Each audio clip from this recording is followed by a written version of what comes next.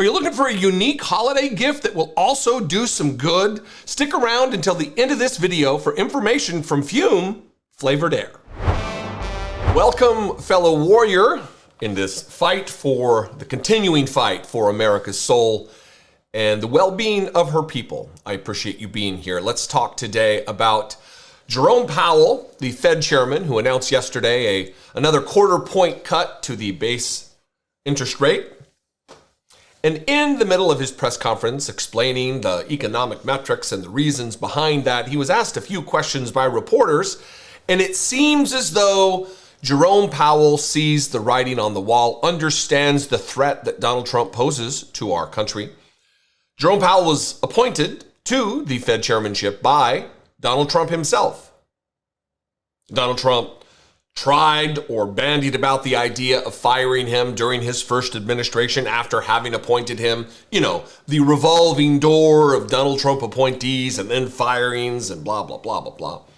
The chaos, you'll remember, that existed between 2017 and January 20th, 2021. Well, Jerome Powell was asked by two different reporters, I have two clips here, about whether or not he would resign if Donald Trump asked him to. And in a moment of, I guess, uncharacteristic defiance, Jerome Powell, in this first clip, plainly stated no. Hi, Victoria Guida with Politico. Some of the president-elect's advisors have suggested that you should resign. If he asked you to leave, would you go? No. Can you follow up on, do you think that legally you're not required to leave? No. No. We're going to need this type of resistance and defiance going into a second Donald Trump term. They learned from the mistakes that they made in 2016. Donald Trump will attempt to surround himself with the most dangerous sycophants, the most dangerous ideologues that the country can offer up. People who are not shy about the fascistic agenda that has been stated time and time and time and time again. The press conference went on. A few minutes later, Jerome Powell was asked again as a follow-up about what he would do if Donald Trump tried to fire him. And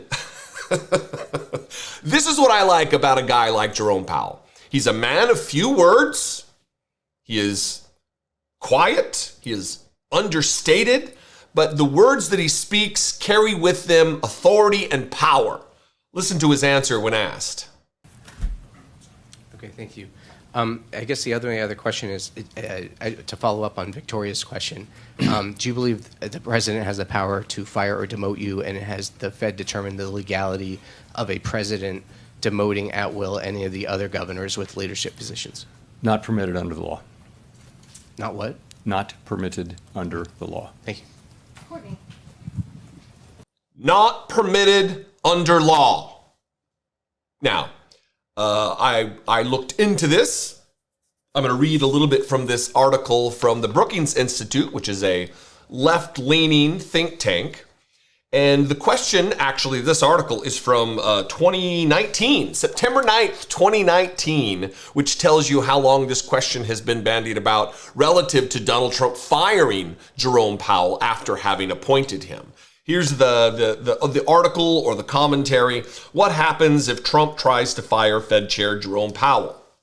The first bullet point, can the president fire Powell? Fire Powell from which position? He holds 3. He's a member, and it gets a little pedantic there. We'll skip that one, and we'll move on. To remove a member of the Board of Governors, the president has to have a reason, a cause, to quote the statute, a term that courts have historically interpreted as requiring inefficiency, neglect of duty, or malfeasance in office. Policy differences are probably not enough justification, but the Supreme Court could ultimately decide that question differently. If it did, that would represent one of the biggest changes in administrative law in the United States in 80 years. So don't count on it.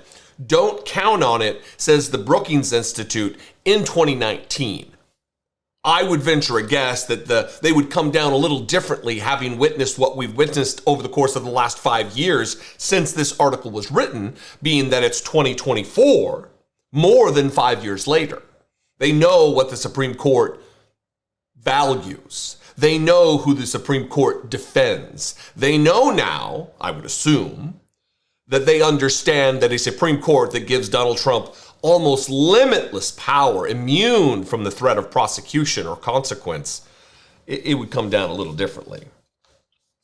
The statute says nothing, however, about whether the president can fire the board chair, effectively demoting him to just being one of the other governors. Other presidents have concluded that they lack that authority and that there is good reason to think they were right, but we just don't know. It's legally uncertain. This next bullet. So what happens if Trump tries to remove Powell as board chair? Powell could resign his governorship and go quietly into the night, or he could sue to get legal clarity on his status. Powell's lawsuit would be a very important one. Courts cannot hear just any conflict. The plaintiff in the case must have quote unquote standing or a position that would be harmed or impacted by the decision. Must have standing to sue a defendant. The many would-be plaintiffs who have tried to sue to challenge the Fed's governance structure in the past have all been batted down because they didn't have the right kind of grievance that could be redressed at the right time by the court's decision. Powell would be different. He has a legitimate interest in keeping his job, which gives him standing to sue. Note that the plaintiff would be Powell himself, not the Fed, and he'd probably have to pay his own legal bills. One of the few Supreme Court precedents on the president's authority to fire a member of a body created by Congress came from William Humphrey, and then they go through again here. And then finally, this last bullet point with one simple sentence: could Powell stay on the Fed board even if Trump tried to remove him as chair? Yes, he could stay put as Fed governor while his case worked its way through the courts. Now, do I think, and should you believe, that this could last 4 years? That a case could wind its way through? It would probably not take 4 years, and he would eventually probably be removed once the case did get to the Supreme Court. That would be my guess. But in the interim, in the meantime, we absolutely need people to hold their ground, stand their ground, stay within the confines of their positions to resist the machinations, the fascistic impulses, and the wild and insane policy swings that could come about, that will, not could, will come about from a second Donald Trump administration. Anyway, I hope this was useful. I would very much enjoy your input. You can comment below. Our phone lines, our voicemail lines are open. 714-576-4054. And of course, as always, you can email me daily@dollemore.com. Please support independent media. Consider becoming a channel member. You can click the join button below, or you can head on over to my Patreon page, patreon.com/IDoubtIt podcast. Make sure that you are subscribed. Right now, there has been an onslaught of unsubscribers because people are justifiably upset, justifiably downtrodden. And it'll take a while for some of those people to come back into the fold, ready for the fight. I appreciate you being here. Follow me on the social media everywhere except Twitter.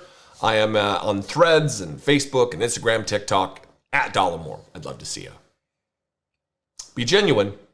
Take care of one another. If your local grocery store hasn't informed you already, the holidays are here again.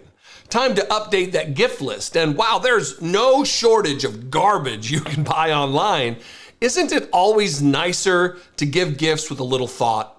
For that partner, or friend, or family member in your life who is looking to build better habits. I mean, maybe that person is you yourself. Fume has just the thing. Fume flavored air devices are a nicotine-free, non-toxic, and guilt-free way to break away from bad habits. With high-quality, fidget-friendly designs, Fume devices are a gratifying substitute for that faux pas of yours, or your friends, I mean. Physiology shows stopping a bad habit cold turkey is very hard on your brain. Fume works by replacing your hand-to-mouth fixation calming nervous tension and distracting you from your bad habit with a delicious flavor. Alleviate the quitting gloom and get with Fume. Scan this QR code or simply head to tryfume.com/Dollemore now and use code Dollemore to get your holiday gift game on point. Fume uses no batteries. There is nothing to charge. Fume is not a vape. It's not a vape. And flavored air isn't like vaping. If vapor was compared to sticky soda, Fume cores are closer to being herbal teas. With flavored air, you can satisfy your oral fixation through a system that utilizes no electronics or combustion, just delicious flavor. And Fume sure has lots of delicious flavors: crisp mint, orange vanilla, sparkling grapefruit, and the new peach blush. This holiday season, give the gift of better habits with Fume. Head to tryfume.com/Dollemore and use code Dollemore to get a free Fume topper when you order a journey pack. It's the perfect addition to make your gift even more special. And if you're lucky, you could even win one of Fume's limited edition gold-plated devices this holiday season. Again, though, not that this gift is being bought by you for you. That's tryfume.com/Dollemore, or just scan this QR code to grab yours now and make someone's holiday unforgettable. Trade bad habits in for good ones this holiday season with Fume.